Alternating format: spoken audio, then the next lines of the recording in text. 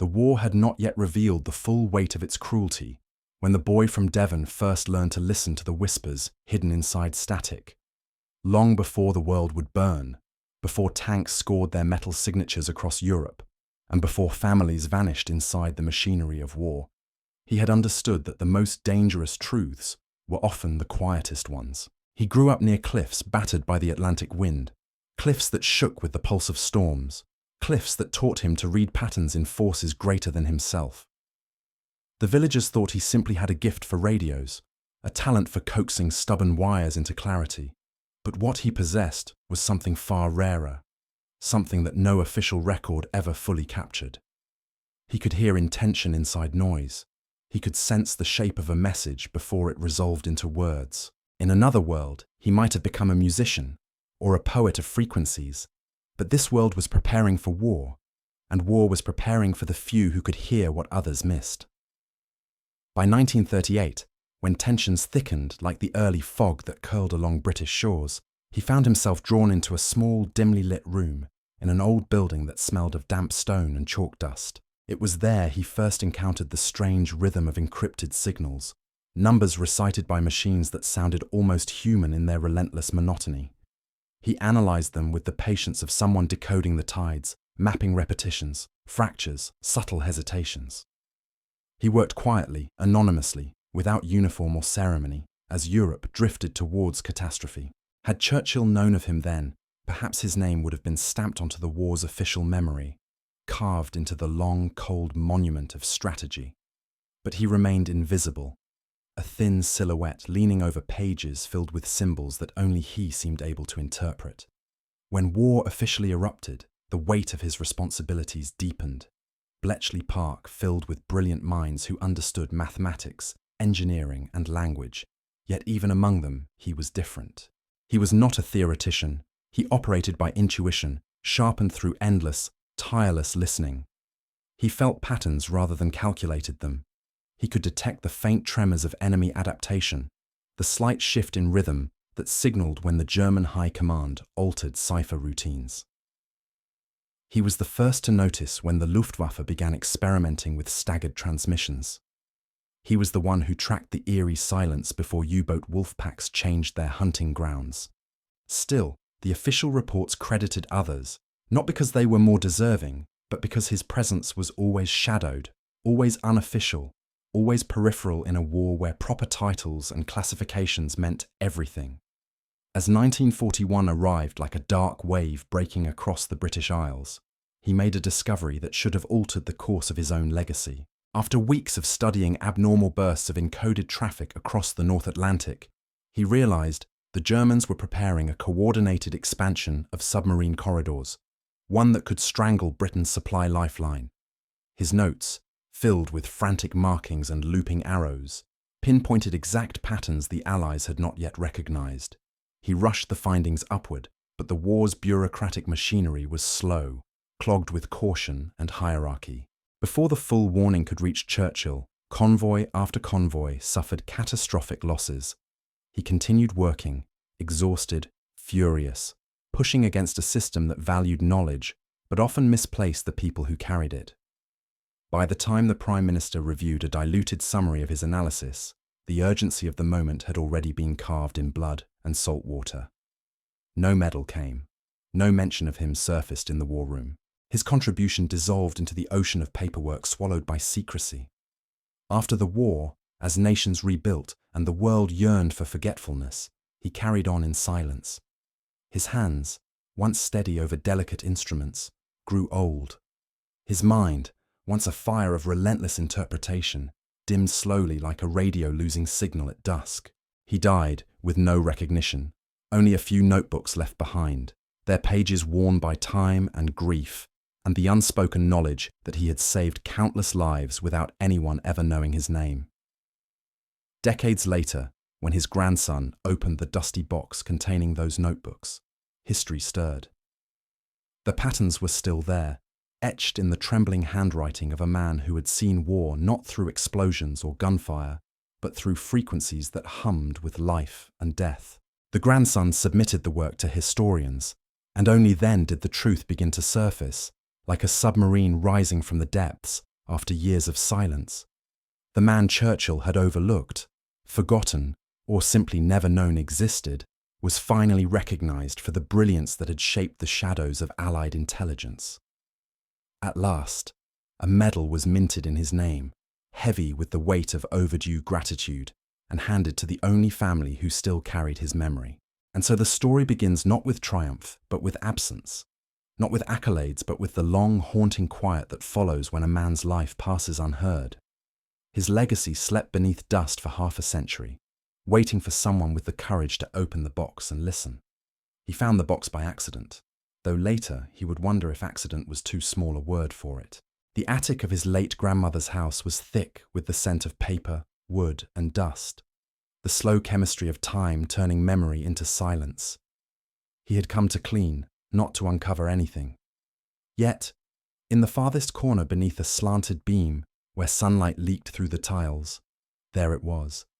An old wooden box, its hinges rusted, its surface carved faintly with the initials HR. He brushed the dust away, revealing the faint, almost imperceptible smell of oil and metal, the scent of old radios. Inside were notebooks bound in brown leather, fragile from age, the pages crowded with strange markings, numbers, and sketches of signal patterns that looked more like poetry than science. He could not read them, not yet, but he felt their gravity immediately. It was as if the past had been waiting patiently for the right pair of hands to remember. His grandfather had been a quiet man, a shadow in every family story. His name rarely surfaced during dinners or holidays. The few times it did, his grandmother's eyes grew distant, and she would say only that he had helped with radios during the war. Nothing more. No medals on the mantle, no letters of commendation, no photographs in uniform. The grandson, whose name was Thomas, had always assumed his grandfather had served as a technician or mechanic. What he now held suggested something else entirely. The handwriting was meticulous, and the patterns on the page pulsed with a kind of rhythm, arcs, loops, and notes in the margins that whispered of obsession. There were dates written beside them, coordinates, the occasional line of German, and in one of the later pages, a trembling sentence that stopped him cold. If they had listened sooner, more might have lived. He took the box home and began his slow descent into the labyrinth his grandfather had left behind. Days turned into weeks. He read until his eyes burned. He searched online archives for cross-references, decoding fragments that matched old intercepted transmissions. The further he went, the more he began to realize that the notebooks weren't random musings. They were records of signals, logs of intercepted messages, annotated with a precision that matched official Bletchley Park intelligence reports. But the name Henry Rowe, his grandfather's full name, appeared nowhere in those archives.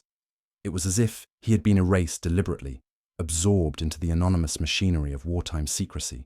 One night, unable to sleep, Thomas listened to old recordings of wartime broadcasts uploaded by enthusiasts.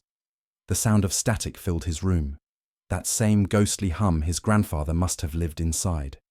And then, amidst the crackle, he thought of the way the notes were written, like music. He realized that his grandfather had marked subtle patterns of timing, minute gaps between bursts of code, variations invisible to most analysts. It dawned on him that Henry hadn't just decoded messages, he had felt them, recognized their rhythm like a pulse. He was reading not just content, but intent. Thomas began to retrace this intuition, and through this process, he felt the ghost of his grandfather teaching him, guiding him through frequencies that transcended language. In the following months, he contacted historians, archivists, and military record keepers. Most dismissed his findings at first, too anecdotal, too romantic, but a few grew curious, particularly when he shared scans of pages that perfectly aligned with known transmission patterns from early 1941. The discovery stirred something deep within the community of intelligence historians, a missing link in the timeline of how Britain had first detected the Atlantic U-boat shifts. It was undeniable that someone, somewhere, had made that discovery before the official reports. Slowly, Henry Rowe's invisible fingerprints began to emerge from the static of forgotten history. For Thomas, the process became less about recognition and more about redemption.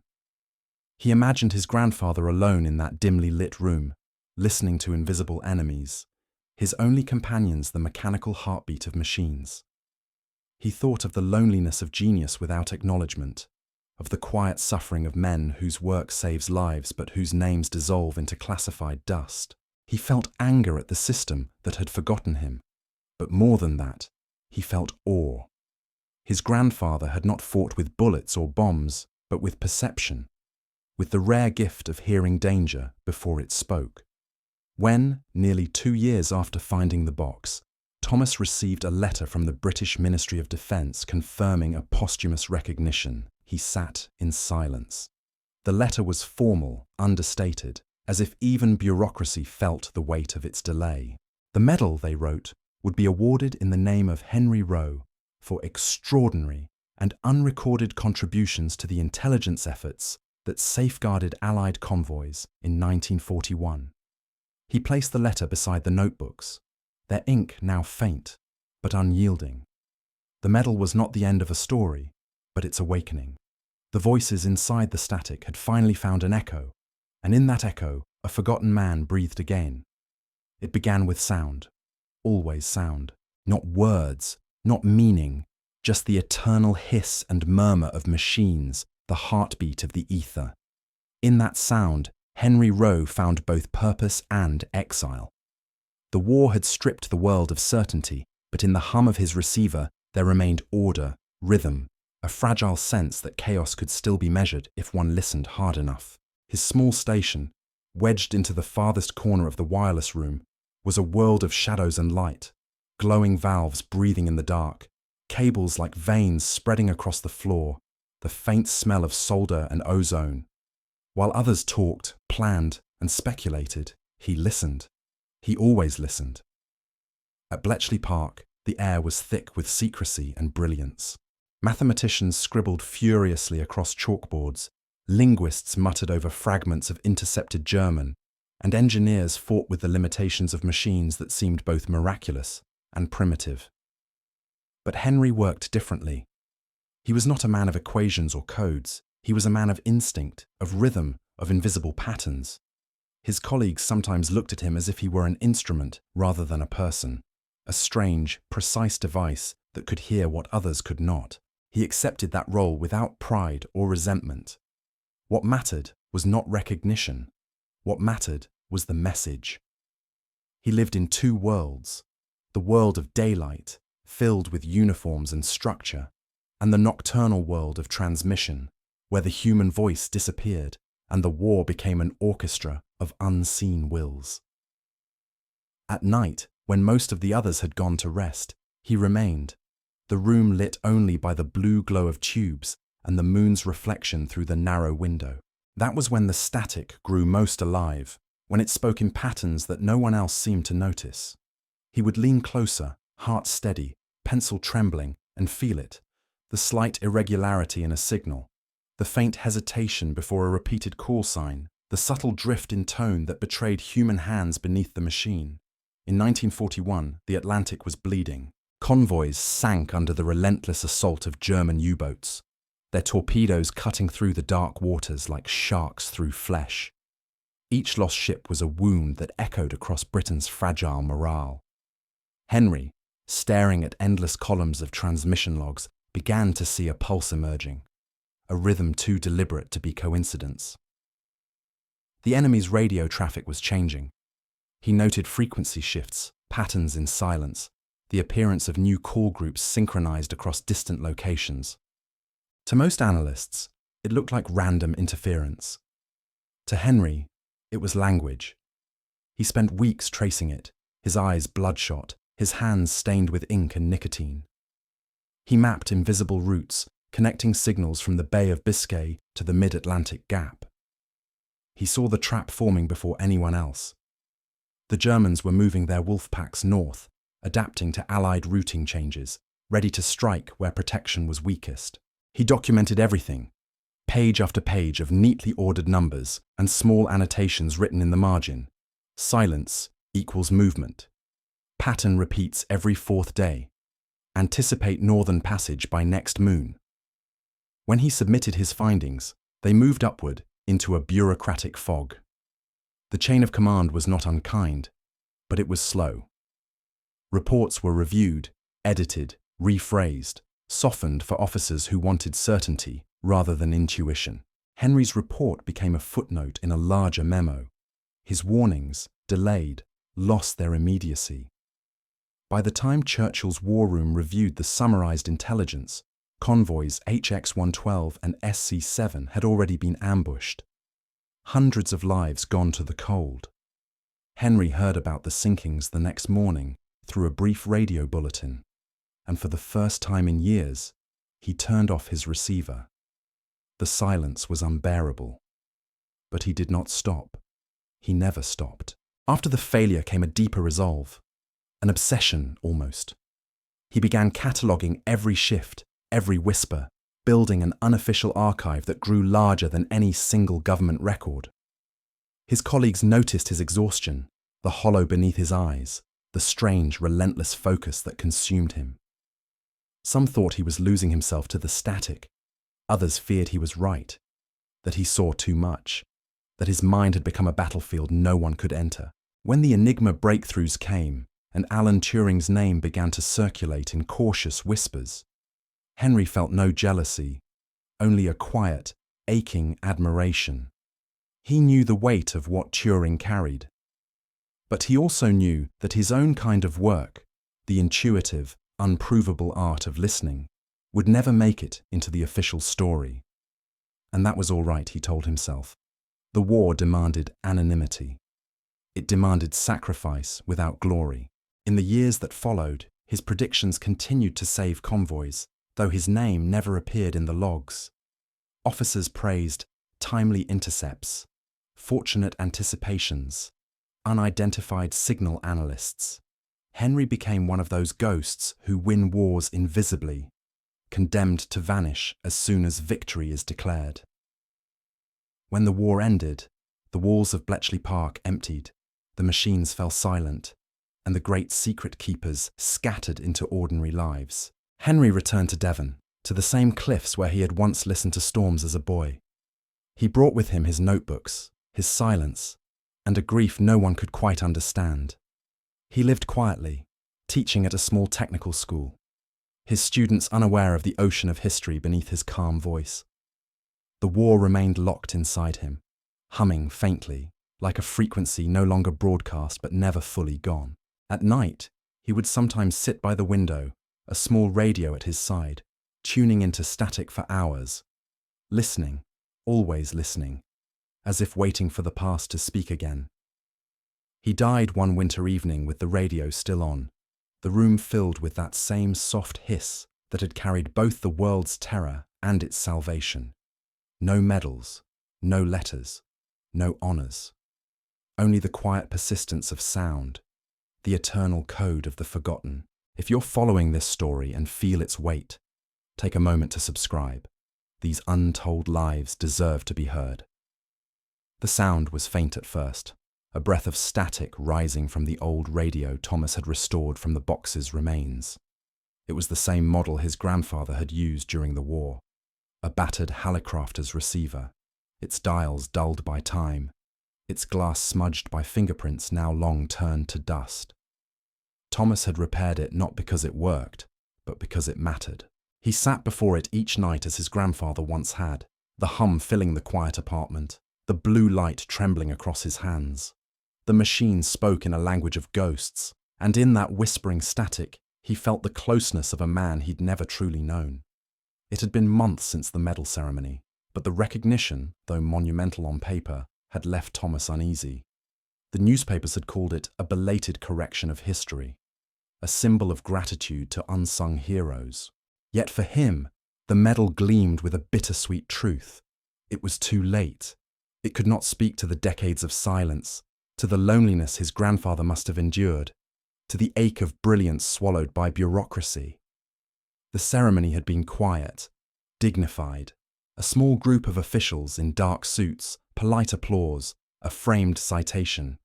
When the medal was placed in his hands, Thomas felt its weight not as honor, but as apology. He returned home that night to the notebooks, spreading them across the table like a map of time. Each page carried a pulse, a rhythm. There were coffee stains and fingerprints, smudges from long nights, and fragments of thought scribbled in the margins. Not all signals are mechanical, some are human. He began to read them aloud, tracing his finger along the patterns, and soon the act became ritual.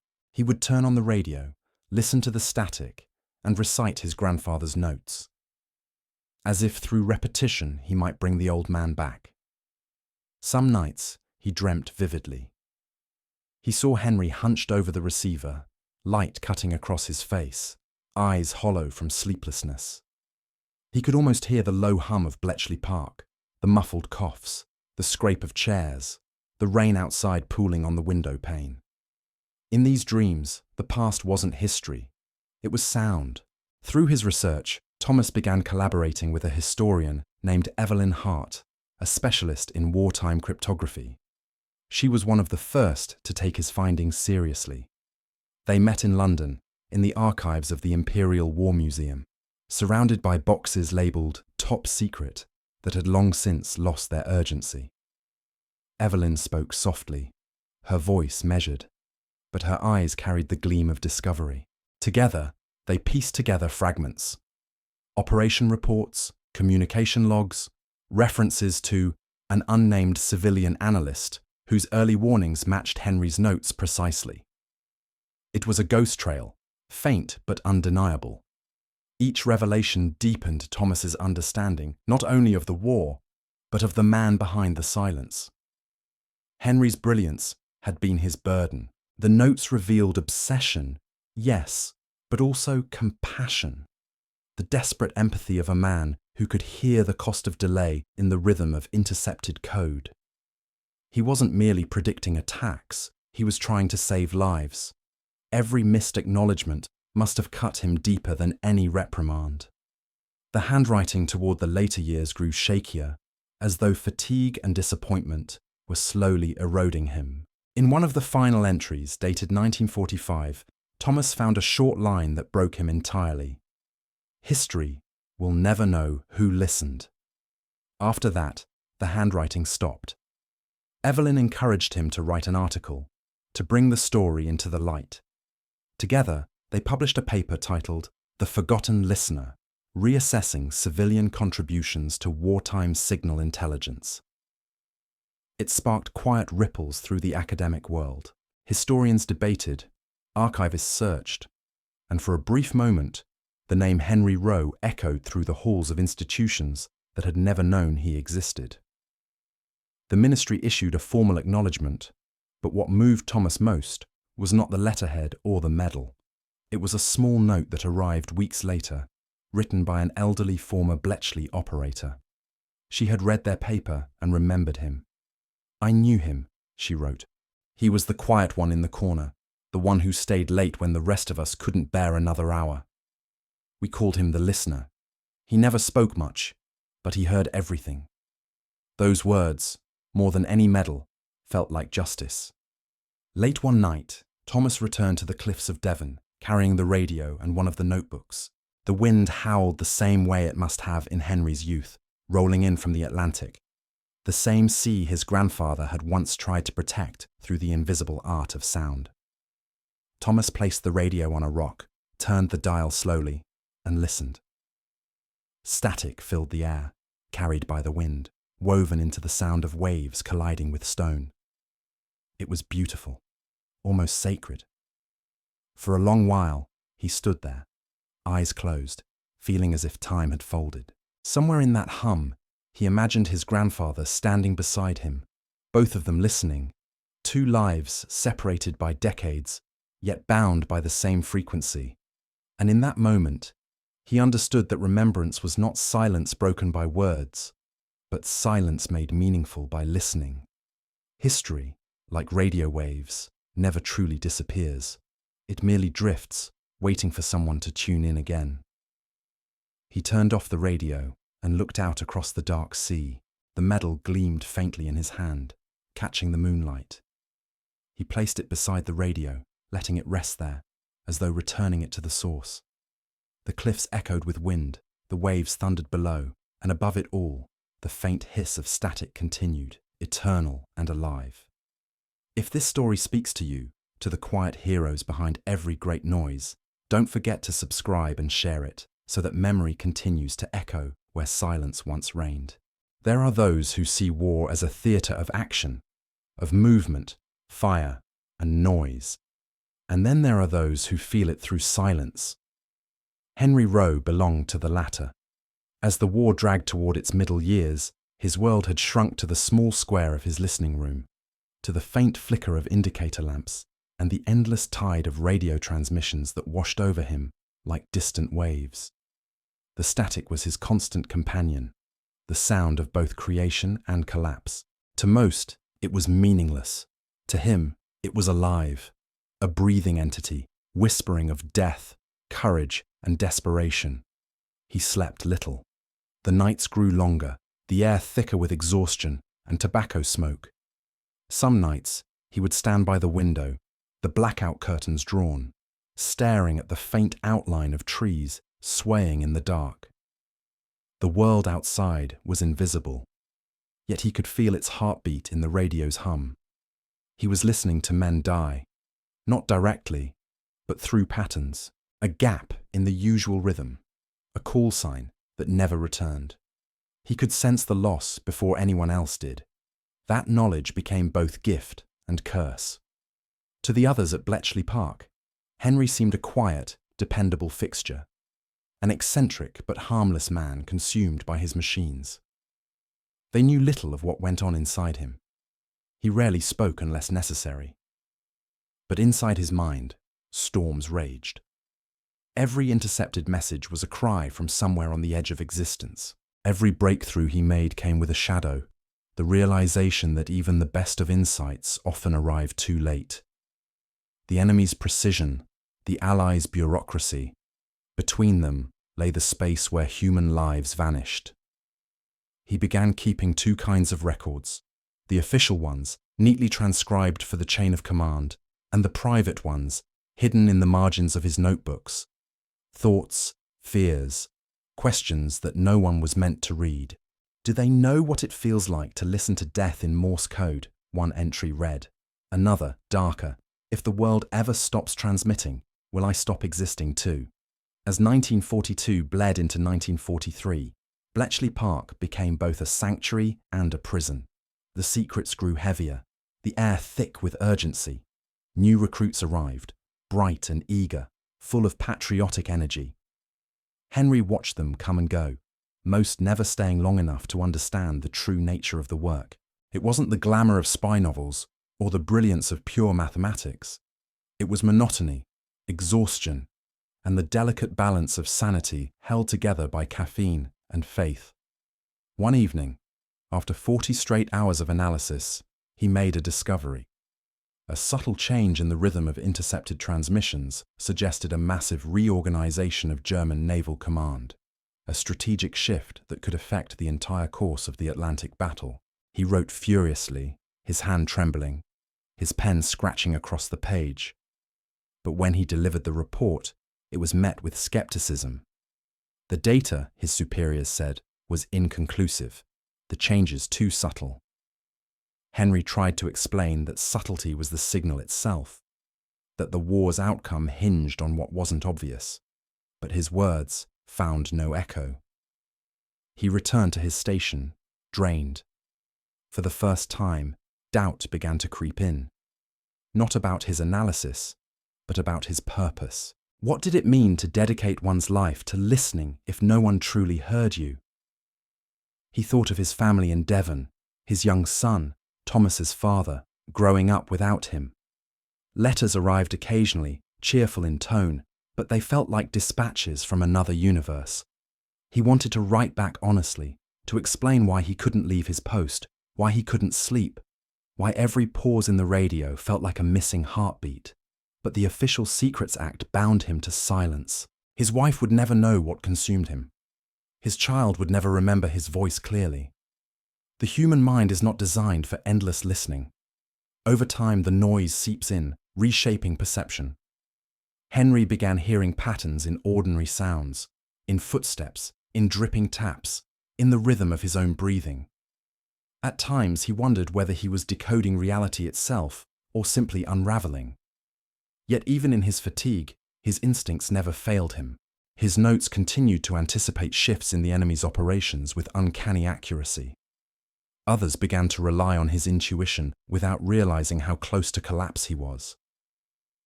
When the tide of war finally began to turn, when victory became more than a dream, Henry felt only emptiness.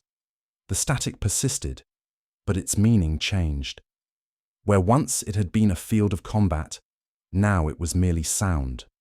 The urgency was gone, but the habit of vigilance remained. His colleagues celebrated, but Henry withdrew, his face pale under the fluorescent lights. The work that had once defined him had also hollowed him. The moment peace was declared, he knew he would never find silence again, only absence. After the war, he returned home to a country that wanted to forget. The government locked away Bletchley's secrets for decades. His name, never formally recorded, became one more omission in the archives of history. Neighbours saw him as a quiet man tinkering with radios in his shed. His wife, kind but distant, treated his silence as a wound too deep to reopen.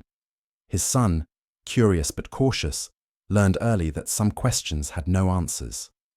Henry spent his last years surrounded by static. The radio was always on, not for news or music, but for comfort. Sometimes he would write brief notes even after his hands began to shake. One of the final pages in his notebook contained a line that seemed to summarize his entire existence. The war was never about who shouted the loudest, but who listened longest. When his heart finally failed him, the radio remained alive beside him, whispering its endless code into the stillness. The neighbours found him the next morning, his body slumped peacefully in the chair, the receiver humming softly, as if the world itself were delivering one final message. If stories like this move you, the quiet, hidden ones behind the great machinery of war, take a moment to subscribe. These echoes deserve to live again through every listener. In the months that followed the ceremony, Thomas found himself living in 2 centuries at once. The modern world, bright and restless, felt oddly thin beside the gravity of what he had uncovered. Each morning he awoke surrounded by fragments of the past. His grandfather's notebooks spread across the desk, the metal gleaming faintly in a shaft of light, the old radio humming with soft static as though breathing. These objects had become companions, echoes of a life once overlooked, now pulsing with purpose again. He had never intended to become a historian. His life before the discovery was unremarkable. A technician, a man of quiet routines. Yet something in the story had transformed him. It was not simply about justice or recognition, it was about listening. The art his grandfather had mastered, the patience to hear what others ignored, had begun to shape Thomas's way of moving through the world. He found himself lingering longer in conversations, noticing the pauses between words, the emotional tremors behind silence. It was as if the act of listening had become an inheritance, a genetic echo passed through blood and time. He and Evelyn continued their work, expanding their research into a book. The title came easily, The Listener Who Saved the Convoys. Publishers were hesitant at first. Stories of quiet heroism lacked the spectacle the public craved. But when excerpts were published online, readers responded with surprising fervor. Letters began to arrive from the descendants of other forgotten workers, typists, wireless operators, translators, all invisible threads in the vast tapestry of victory. Each one carried the same tone, gratitude that someone had finally given voice to the voiceless. But recognition did not bring peace. If anything, it deepened Thomas's obsession.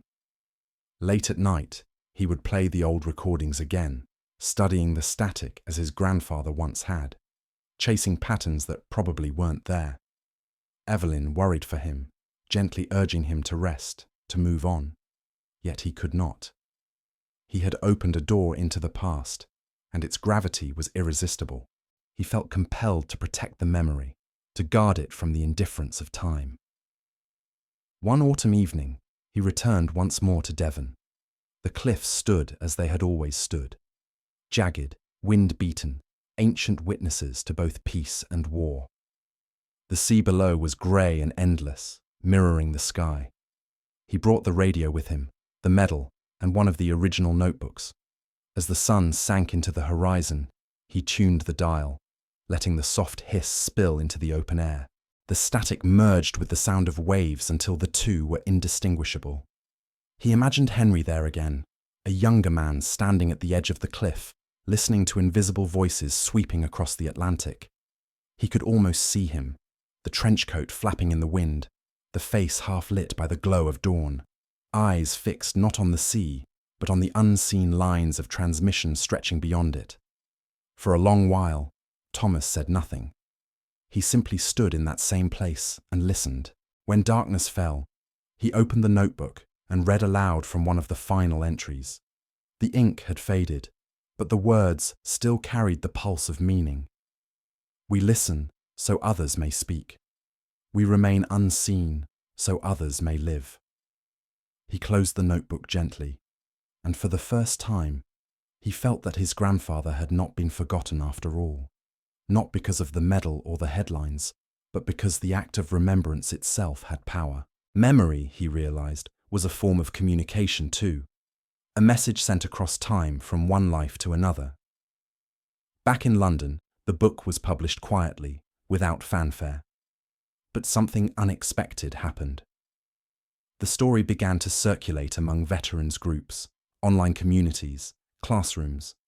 Teachers used it to explain not just the war, but the cost of silence, the unseen architecture of sacrifice. A museum curator reached out, offering to create a small exhibition titled The Listener's Room, featuring Henry's notebooks, his radio, and a recording of ocean static playing continuously in the background. Thomas stood in that room during the opening, surrounded by strangers staring in reverent silence at his grandfather's world. He realized that the sound filling the room, that soft, endless hiss, was no longer just noise.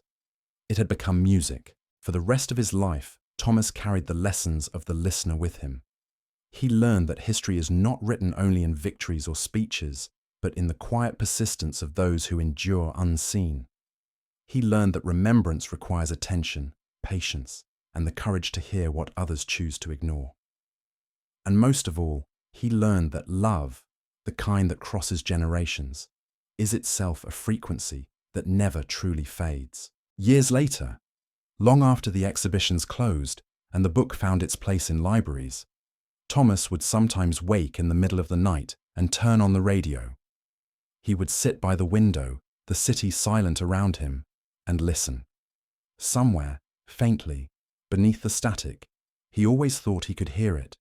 A familiar rhythm, a steady pulse, as if the past were still transmitting, and the listener was still at his post. If this story resonates with you, if you believe that even the quietest lives can change the course of history, take a moment to like and subscribe, because remembrance is an act we share. The museum was quiet long after the visitors had gone.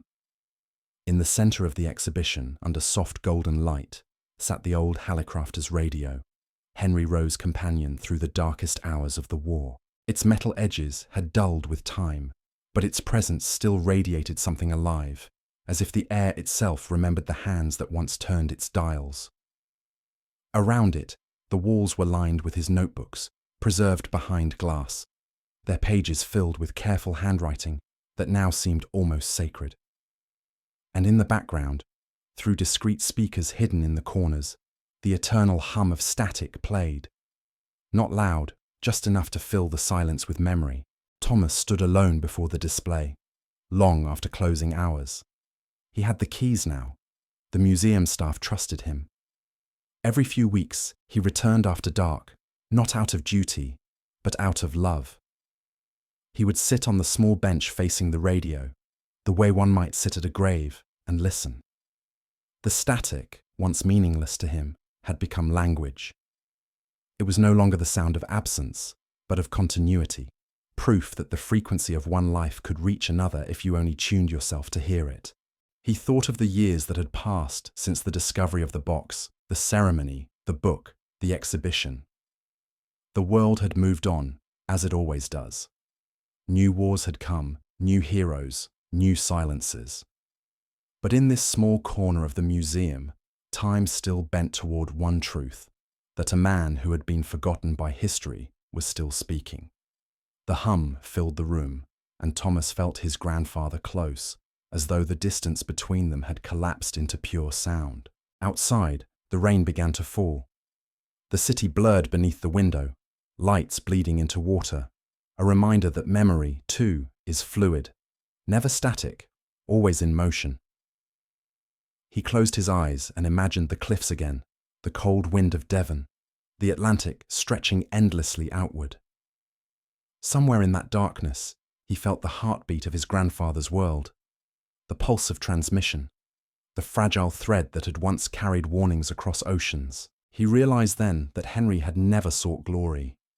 He hadn't cared for recognition or reward.